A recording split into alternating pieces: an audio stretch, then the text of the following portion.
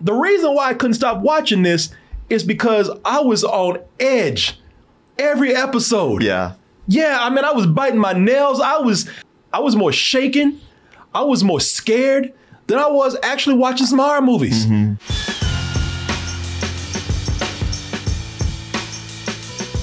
DTmerch.com is up, and we got plenty of stuff for it. We got all kind of stuff now, from mugs to coasters to stickers to caps, hoodies, and we got the shirt of the month. Don't forget Pixie. Pixie's going to be our shirt designed by Teresa Rockabirdie. It's going to be up for the rest of December. So I want to tell you about a show that I came in too late. Everybody was talking about it. But before we begin, let me just say this. You might be able to guess what show I'm talking about. By the way, introduce the segment, because I have not been so scared of restaurants and foods and chefs as I have been this year. I don't know what's going on that's making food so suspenseful and scary lately. Welcome to Hawthorne. We gel. They gel. We gel. Yeah, bitch, we gel. Did I stutter? Yeah, I hear you. That's the menu. And the menu is one of my favorite movies of this year. And now this is classified as anywhere from a thriller right down to a bona fide horror film. At least they come right out and tell you that it is a straight up anywhere from, very, very intense thriller to a downright horror film. The show that I saw was even more intense than this. Really? Yes. And it's not even a horror movie, or show, or even a thriller. Okay.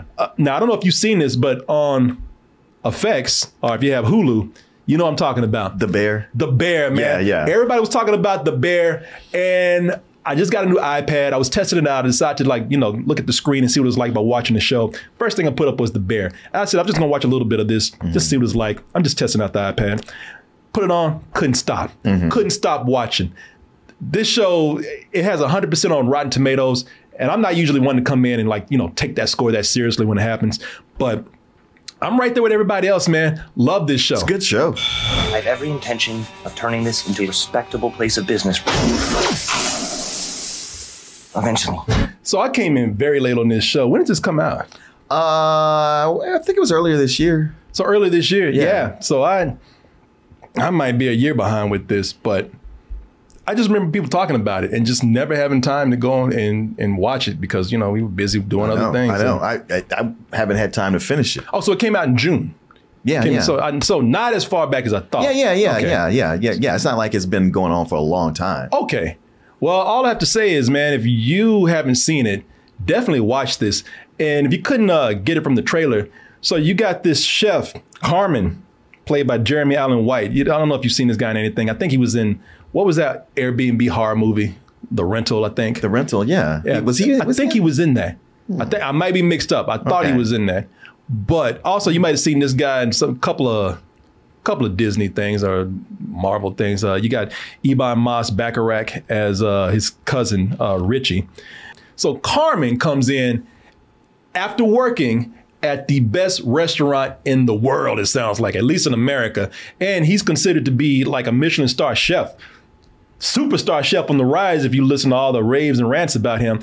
But his brother dies and he inherits this shitty diner.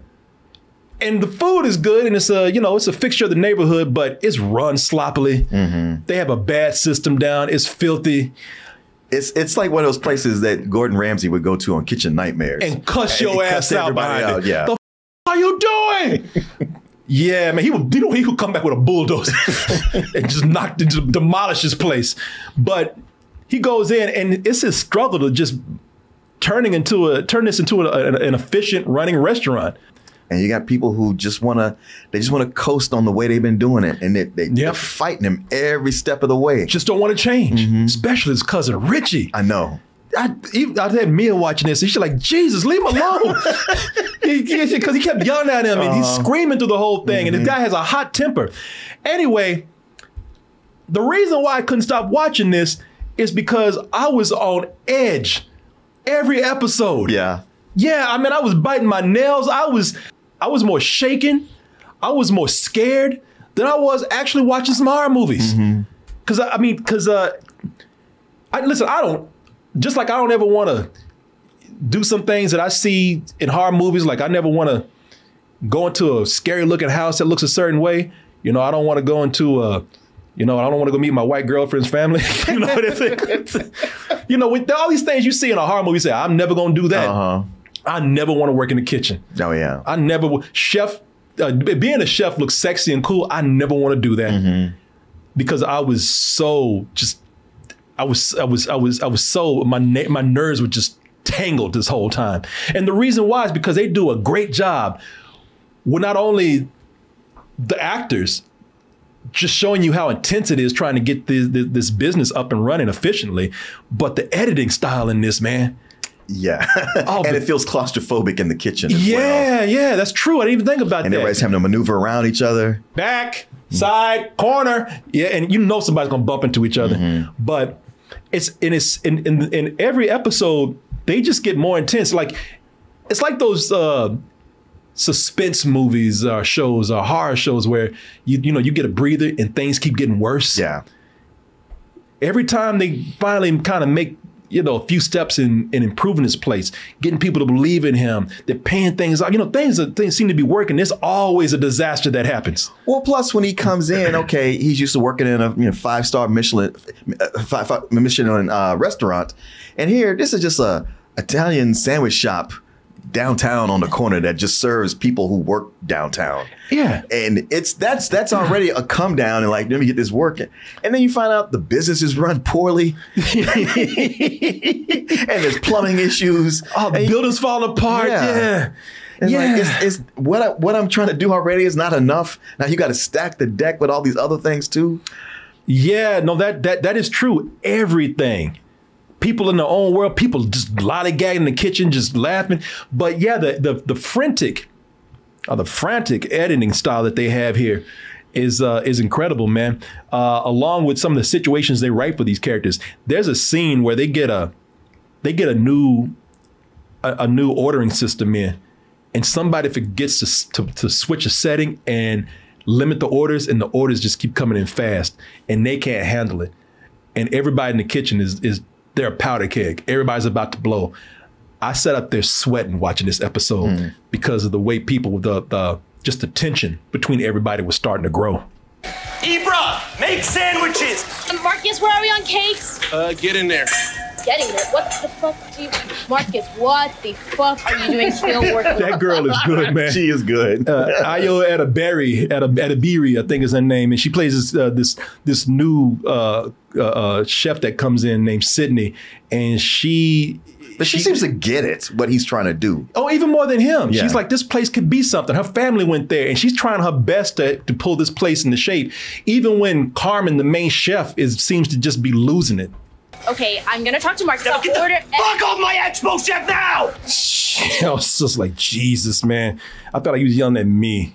The direction and the editing style in this show is amazing, but these actors are awesome, man. And you know me, man.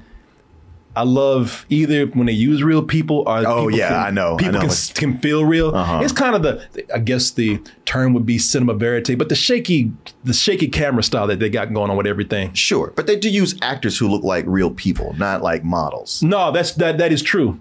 No, they all look very much like real people. I bought him as a guy who does not have a life outside of his job, because he said, I don't have no girlfriends or nothing. I bought him as that. And he felt real to me, man. And yeah, listen, I actually really love this show, man. I could not stop watching. I got into it late, so a lot of you have already seen it. But if you haven't, check it out. It's great filmmaking, first of all. God damn it! Oh, I know, man. And that asshole, this guy. I feel like a lot of it could come together if he would just get with the program. He never had his back. That's Carmen's cousin. He never had his cousin's back. He's one of those guys like, you don't tell me what to do, cousin. I'm not your gopher. And it's like, well, go for something, shit, because you my flow right now. You didn't say corner. You didn't say corner. Fucking maniac. It's your bullshit that fucked us today, not mine. It's your bullshit. Fuck you, Rich. Yeah, this is like one of those episodes where everything is falling apart and you wondering how they're gonna get this back together again, man. Yeah, I really love this, man. It's one of those shows I'm kicking myself for not getting into it sooner. But Hey, so you got it now. yeah, that's the beauty of streaming. You know, it's there. It's always gonna And be you there. get to watch it all the way through without having to wait a week for each episode. Oh, was it kind of, you can't binge it? Yeah. Oh, nice. Well, there you go. You can binge it now. And I did, man. Every moment I had this open. Yeah. If you haven't seen it, check it out. The Bear.